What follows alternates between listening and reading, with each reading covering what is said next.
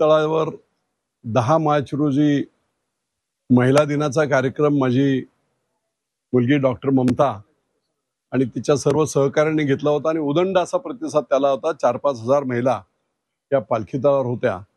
मी पाहुणा म्हणून तिथे गेलो आणि अचानकपणे मला तिथे थोडंसं जाणवलं की मी बारामती लोकसभा मतदारसंघामध्ये विचार करतच होतो, पण तिथे जेव्हा साक्षात्कार झाल्यासारखं झाल्यानंतर मी उत्स्फूर्तपणे बोललो. आणि आता ही वेळ आली आहे. 5,50,000 पवार विरोधी मतदान ह्या ननंद भाऊजाई असतील तर कोणाला होणार, अशा प्रकारचं विचार केल्यानंतर लोकशाहीमध्ये मतदारांना पूर्णपणे मतदारांचा त्यांच्या चॉईसचा उमेदवार निवडण्याचा अधिकार द्यावा या परमोच्च हेतूने मी ही निवडणूक लढणार असं जाहीर केलं.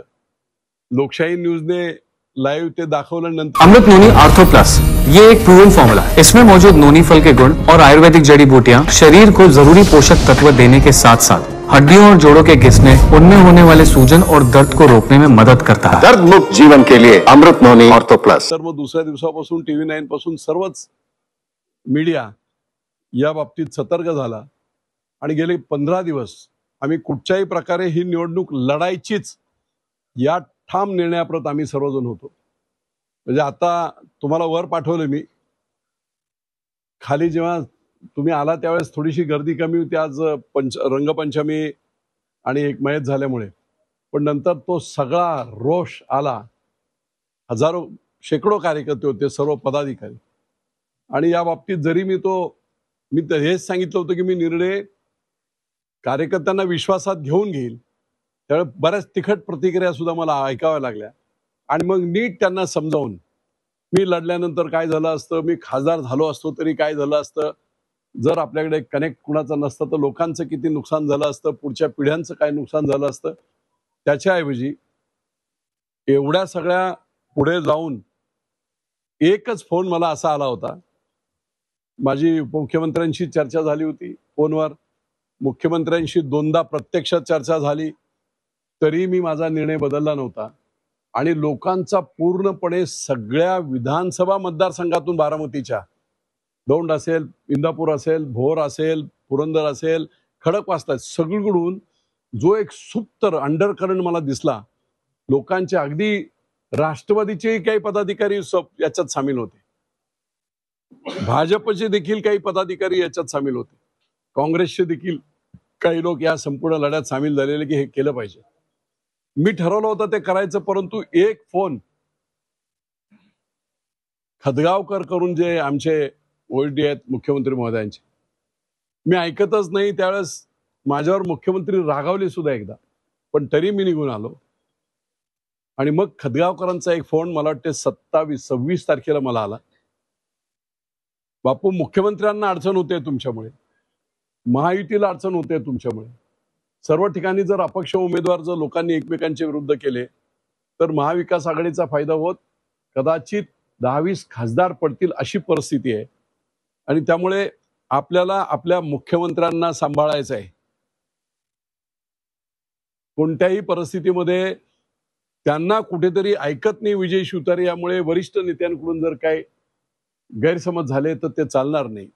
हे जेव्हा मला त्यांनी सांगितलं एका क्षणार्धात की याच्यामुळे मुख्यमंत्र्यांची अडचण होते आणि महायुतीची अडचण होते, एका आपल्या स्थानिक लढ्यासाठी राज्याचं हित आणि त्याचबरोबर पंतप्रधान मोदी यांना बनवण्यासाठी तिसऱ्यांदा देशाची सत्ता भाजपच्या हातात, पुन्हा राष्ट्रनिष्ठ देशाची सत्ता भाजपकडे देण्यासाठी जर कुठे माझ्या हातून जर काही अशा प्रकारचा प्रमाद घडला तर कदाचित तो इतिहासात लिहिला जाईल. आणि म्हणून निव्वळ आणि निव्वळ मुख्यमंत्र्यांच्या त्या भोईजींच्या एका फोनवर मी म्हटलं मी लगेच येतो. मुख्यमंत्री त्यावेळेस मंदिरात कुठे राजस्थानला गेले होते. मला लगेच कॉन्फरन्सवरून फोन लावून दिला आणि मुख्यमंत्री महोदय खुश झाले.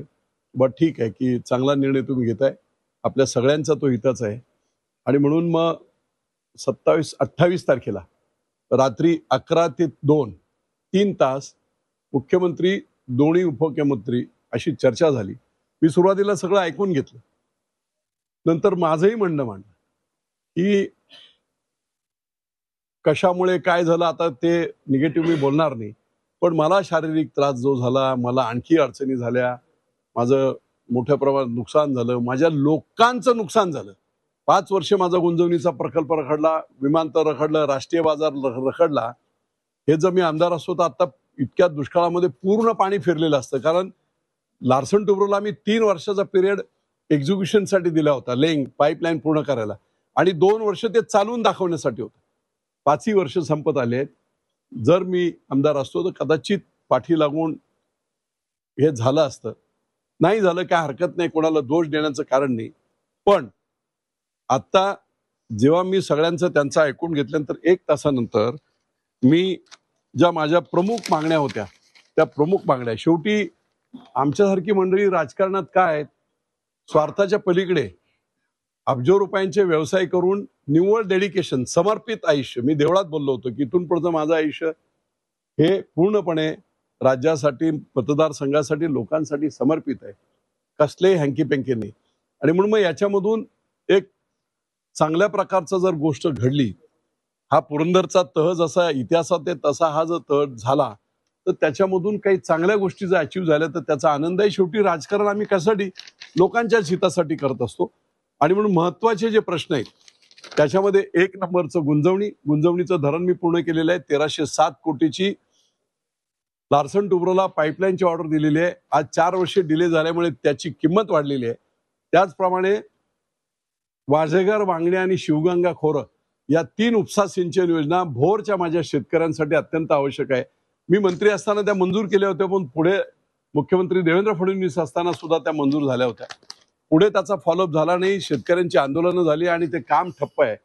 कोणत्याही परिस्थितीमध्ये आचारसंहितेच्या पिरियडमध्ये या योजनांचं संपूर्ण पेपरवर्क पूर्ण करून आचारसंहिता संपल्याबरोबर गुंजवणीच्या पाईपलाईनच्या वाढीव खर्चासह 3 या उपसा सिंचन योजना या प्रकल्पाने टाकून 1782 कोटी रुपयाची सुधारित प्रशासकीय मान्यता या प्रकल्पाला देऊन त्वरित पाईपलाईनचं काम, एकदा त्यांच्या मंजुऱ्या झाल्या, काम सुरू झालं पंपिंग स्टेशनचं वगैरे की काही अडचणी नाहीत. त्यामुळे निश्चितपणे ह्या पाईपलाईनचं काम सुरू होईल. याच्यात आणखी एक चूक नंतरच्या काळामध्ये महाविकास आघाडीच्या काळात झाली होती. मूळ जी पाईपलाईन होती ती पाईपलाईन पुरंदरमध्ये वाल्याच्या 12 वाड्यामधून राखेपर्यंत जात होती. ती पाईपलाईन पाणी कुठेही एका समपातळीत येते म्हणून त्यांनी खर्च कमी करण्यासाठी म्हणा किंवा आणखी कोणाच्या फायद्यासाठी म्हणा ती खालून घेऊन गेले होते जेऊर आणि माणकेमधून. त्याच्यामुळे लोकांना हा डाऊट होता की जेव्हा कधी अडचणी असतील, पाऊस नसेल, ह्या जर लाईन वरून जर मोठ्या असतील तर मोठ्या वॉल खोलल्याबरोबर खाली सगळी शेततळी वगैरे जी काय आहेत, ओढे नाले भरले जातील. त्यामुळे त्याला देखील मंजुरी द्यावी. आणि म्हणून त्याच्या सकट मला वाटतं 102 कोटी साधारणतः पाईपलाईन वरून घेतल्यामुळे वाढत आहेत. असे एकूण 1782 कोटी रुपयाची सुधारित प्रशासकीय मान्यता देऊन वॉर फुटिंगवर, युद्ध पातळीवर हे काम सुरू व्हावं. हे प्रश्न मिटले. 3 शिवगंगा खोरा आणि वाझेघर वाघणीचं ताबडतोब काम सुरू होत आहे. 2 वर्षाच्या आत 2-2 किलोमीटरवर संपूर्ण यंत्रसामुग्री टाकून 2 वर्षाच्या आत पाणी कुठच्याही परिस्थितीत पुरंदरला आलं पाहिजे, अशा प्रकारची मागणी मी केली. त्यांना 3घांनी मंजुरी दिलेली आहे. आंतरराष्ट्रीय विमानतळाच्या संदर्भामध्ये कुठचंही भूसंपादन नाही, कंपल्सरी भूसंपादन नाही, स्वेच्छा खरेदीने शेतकऱ्यांना जो रेट द्यायचा आहे, जसा आता आमचा पालखी मार्ग गेला, अगदी भर पिकातून गेला, पण लोकांना चांगले पैसे मिळाले.